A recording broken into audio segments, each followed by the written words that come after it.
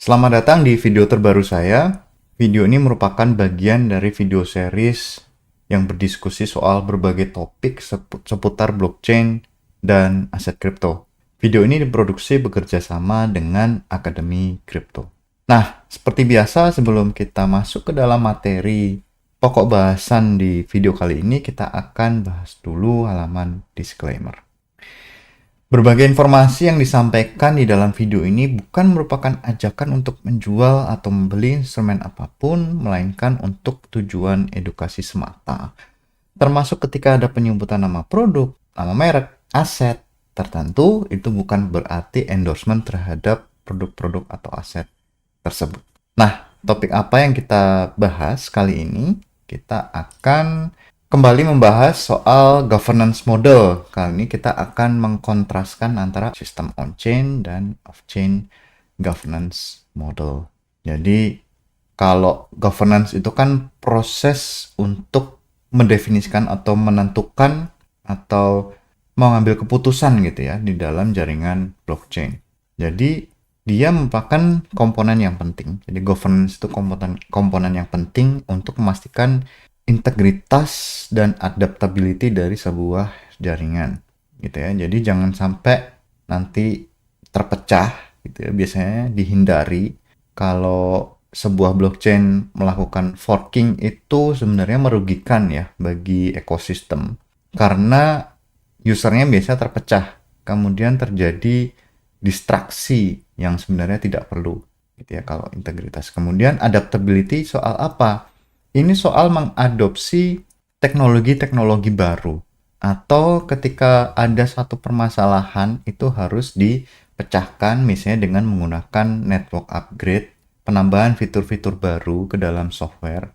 Nah, itu biasanya disebut dengan adaptability dari sebuah jaringan. Jadi tipenya yang akan kita bahas kali ini adalah on-chain dan off-chain governance models. Jadi objektifnya kita akan mengeksplorasi model yang berbeda, kemudian implikasi dari governance models tersebut. Nah, on-chain governance itu merupakan model yang keputusannya diambil menggunakan formal voting. Mekanismenya itu ada ditempelkan di dalam protokol blockchain. Jadi prosesnya itu terjadi, atau proses formalnya itu ya, terjadi secara menggunakan voting, kemudian dilakukan dengan menggunakan blockchain protokol. Jadi ada proposal-proposal yang biasanya sudah difilter gitu ya. Atau mungkin bahkan proposalnya itu bisa disubmit secara on-chain, kemudian bisa dikompilasi oleh si governance system tadi, kemudian si token holder itu bisa melakukan voting terhadap proposal yang dianggap baik oleh si holder tadi gitu. Nah, kemudian perubahan atas proposal tadi kan, jadi proposal itu kan menawarkan perubahan tertentu gitu ya terhadap si protokol. Kemudian proposalnya bisa otomatis dieksekusi gitu ya. Begitu proses voting selesai, divalidasi siapa yang menang, jadi proposalnya bisa langsung dieksekusi. Nah, misalnya adalah Tezos. Kalau off-chain seperti apa? Off-chain itu dia tidak punya sistem on-chain tersendiri. Jadi biasanya lebih bebas gitu ya, lebih tradisional gitu ya. Kemudian diskusi. Jadi di sini ada diskusi, tidak langsung serta-merta voting, tetapi akan ada diskusi entah itu melalui forum, entah itu ada meeting gitu ya, meeting Zoom atau meeting macam-macam ya secara online. Kemudian bisa juga dibahas melalui sosial media, misalnya biasanya menggunakan X atau X Twitter ya, biasanya dengan menggunakan Twitter atau X. Jadi dari situ kita bisa lihat perdebatan seperti apa atau permasalahan yang dimunculkan oleh si seseorang gitu ya melalui misalnya proposal tertentu. Kemudian bagaimana orang lain itu menimpali, memberikan pertimbangan, masukan ke dalam proposal ini. Apakah nanti ada yang setuju, apakah nanti ada yang menolak, ataukah nanti ada proposal perbaikan gitu. Ini bisa dilihat secara transparan biasanya karena akan ditulis di dalam satu entah itu forum, entah itu ada platform tertentu gitu ya untuk mengemukakan pendapat atau proposal tertentu. Nah, jadi biasanya terutama untuk yang perubahan-perubahan signifikan, upgrade misalnya hard fork gitu ya, itu biasanya akan terjadi banyak diskusi. Kemudian akan terjadi konsensus di situ. Biasanya kalau contohnya adalah developer, biasanya ada sekelompok developer atau beberapa kelompok developer akhirnya setuju bahwa A, B, C, D itu harus diimplementasi ke upgrade berikutnya gitu ya. Jadi sudah ada scheduling, kemudian ada deadline yang harus dicapai, kemudian bagaimana ada testing, kemudian ada masa uji coba, itu sudah ditentukan semuanya. Jadi implementasi itu adalah langkah terakhir sebelum uh, setelah semuanya konsensus itu terjadi gitu ya. Jadi konsensus itu sudah terjadi dulu, kemudian bekerja gitu ya. Karena kan kalau di software development oleh berbagai tim gitu ya, karena kan model desentralistik ya di blockchain itu kan biasanya tersusun atas banyak tim atau banyak developer gitu ya. Mereka berjalan masing-masing gitu ya, tapi harus ada yang koordinasi. Itu harus melalui konsensus kemudian baru diimplementasikan. Contohnya adalah Bitcoin dan Ethereum gitu ya. Jadi ternyata sistem-sistem atau protokol besar itu menggunakan governance yang off-chain. Tapi ya masalahnya adalah kita harus benar-benar rajin ya baca mana yang jadi konteks konflik, kemudian proposal paling hot gitu ya, atau proposal yang sedang diimplementasikan atau proposal yang sudah diimplementasikan gitu ya. Karena itu terjadi secara off-chain. Key partisipan untuk governance yang on-chain itu adalah token holder, karena mereka lah yang punya suara gitu ya. Ya otomatis kalau jumlah tokennya besar ya suaranya juga besar. Kalau jumlah tokennya kecil ya suaranya kecil. Developer juga ada perannya di situ untuk menciptakan atau menulis dan mempropos perubahan protokol, karena mereka lah yang punya skill, punya knowledge terhadap protokol tersebut ya. Jadi mereka jadi ujung tombak ya pada saat ada perubahan yang diperlukan. Kemudian validator dan miner ini kan operator gitu ya, operator jaringan atau operator protokol itu ya, mereka yang akan menjalankan si perubahan tadi. Kalau off-chain sebenarnya mirip, cuman tidak ada token di sini. Jadi ada core developer mempropose dan implement changes gitu ya. Jadi mereka inilah yang sibuk propose, kemudian menulis kode, kemudian mengimplementasikan ide gitu ya. Kemudian setelah softwarenya itu di-compile, sudah rilis, kemudian akan dijalankan oleh si node operator. Node operator ini bisa menentukan software mana yang akan dijalankan, apakah software lama atau software yang baru tadi, yang proposal tadi sudah diimplementasikan. Kemudian community members itu bisa ikut diskusi, kemudian bisa juga memberi sinyal preferensi gitu ya. Misalnya menggunakan bahasa-bahasa yang positif gitu ya terhadap suatu protokol, atau menambahkan ide-ide tertentu, itu bisa ikut andil di situ. Keuntungan dari on-chain governance, transparansi tentu saja.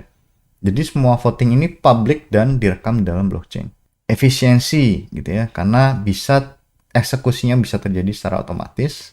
Inclusivity, jadi meskipun jumlah token yang kita punya sedikit, tapi masih bisa berpartisipasi.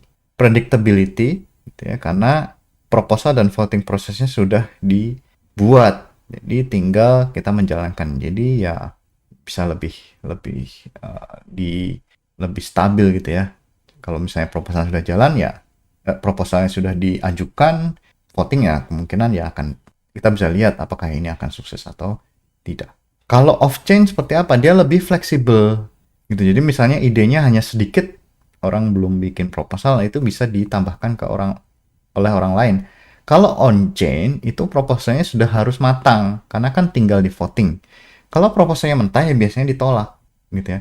Tapi kalau off-chain governance, dia tidak perlu membuat proposal dari A sampai Z. Dia perlu hanya A saja misalnya, hanya memantik diskusi. Kemudian nanti akan berkembang menjadi diskusi yang lebih besar, kemudian idenya akan jadi matang dengan partisipasi banyak pihak.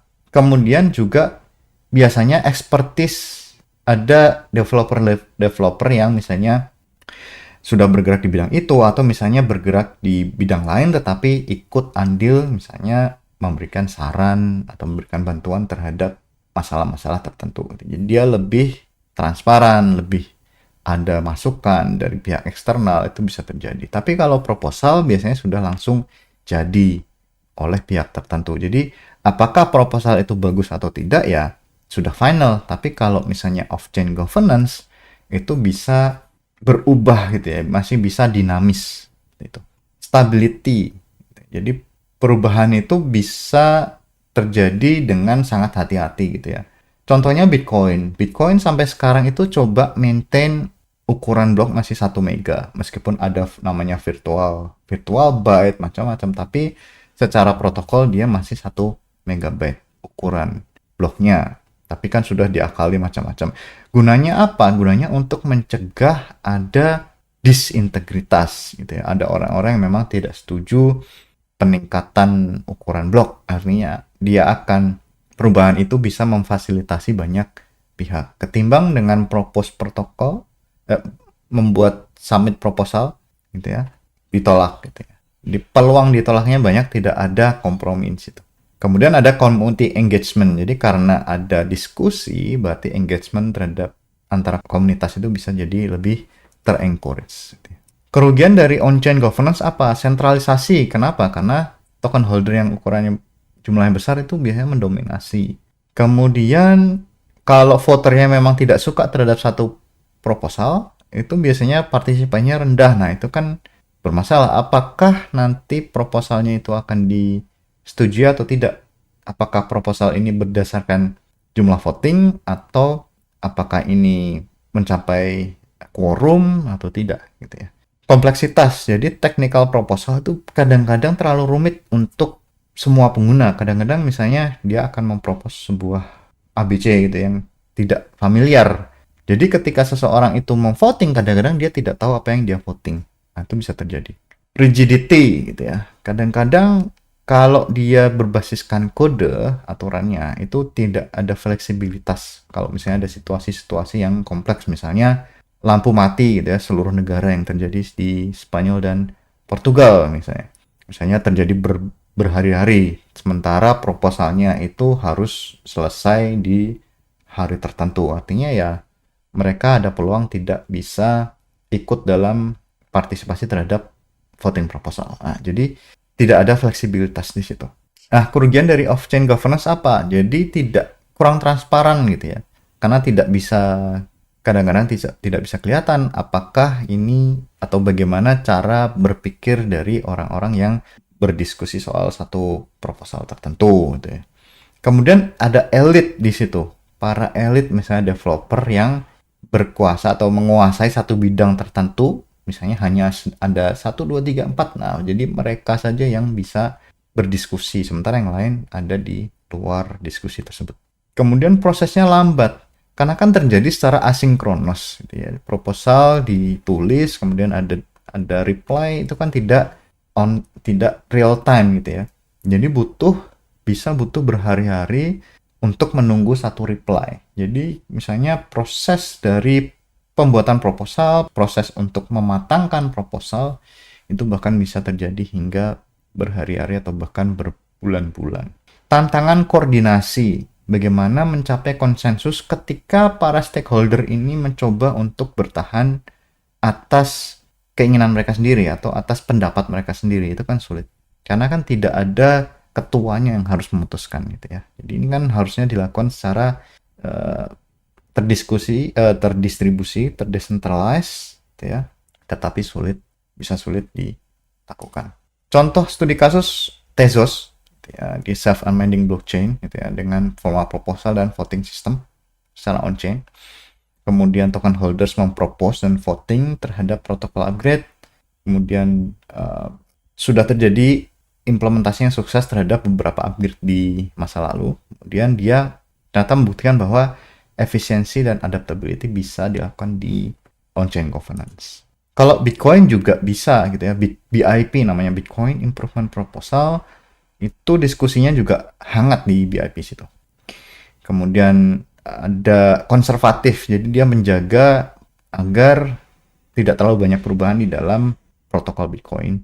Kemudian menekankan antara stabilitas dan keamanan dari Bitcoin, karena sekarang jumlah nilai asetnya total kan sangat-sangat tinggi gitu. Jadi mereka akan mencoba untuk ketimbang menambahkan banyak fitur, lebih baik meningkatkan stabilitas dan keamanan dari Bitcoin. Jadi fokusnya sudah berbeda gitu ya dibandingkan dengan jaringan-jaringan lainnya.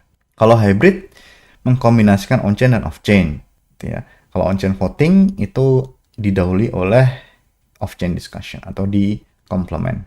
Jadi bisa ada balance, keseimbangan antara transparansi dan flexibility, contohnya di CRED. Summary dan future outlook. Jadi governance model yang tadi sudah kita diskusikan, on-chain dan off-chain itu punya kelebihan dan kekurangan. Gitu ya. Jadi pilihan antara on-chain dan off-chain itu sesuai dengan tipe jaringan, preferensi komunitas, kemudian technical consideration. Gitu ya. Apa yang mau dicapai oleh si jaringan tersebut atau protokol tersebut, nah itulah yang harus jadi consideration atau pertimbangan ketika memilih satu model governance. Kemudian kita juga sudah membahas sedikit soal hybrid model, gitu ya. Kemudian si governance itu akan jadi salah satu topik menarik gitu ya ketika ekosistem blockchain itu semakin mature. Nah, sampai di sini video kali ini, kita akan lanjutkan di video berikutnya. Terima kasih.